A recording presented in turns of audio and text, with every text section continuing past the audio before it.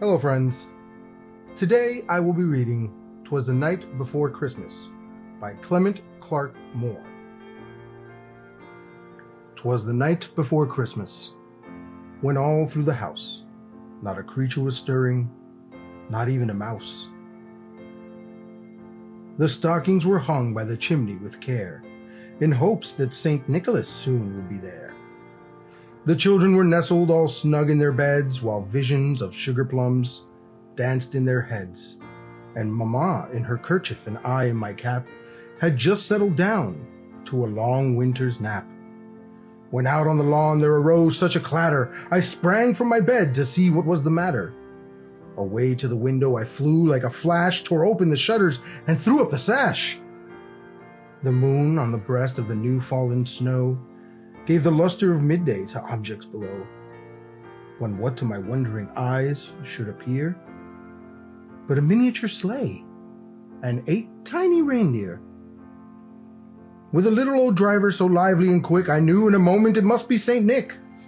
More rapid than eagles his coursers there came, and he whistled and shouted and called them by name. Now Dasher, now Dancer, now Prancer and Vixen, on Comet, on Cupid, on Donder and Blitzen. To the top of the porch, to the top of the wall, now dash away all. As dry leaves that before the wild hurricane fly, when they meet with an obstacle mount to the sky, so up to the house the corsairs they flew, with a sleigh full of toys, and St. Nicholas too. And then, in a twinkling, I heard on the roof the prancing and pawing of each little hoof. As I drew in my hand and was turning around, down the chimney St. Nicholas came with a bound. He was dressed in all fur from his head to his foot, and his clothes were all tarnished with ashes and soot. A bundle of toys he had flung on his back, and he looked like a peddler just opening his pack. His eyes, how they twinkled, his dimples, how merry. His cheeks were like roses, his nose like a cherry. His droll little mouth was drawn up like a bow, and the beard of his chin was as white as the snow. The stump of a pipe he held tight in his teeth, and the smoke it encircled his head like a wreath. He had a broad face and a little round belly that shook when he laughed like a bowlful of jelly. He was chubby and plump, a right jolly old elf, and I laughed when I saw him in spite of myself.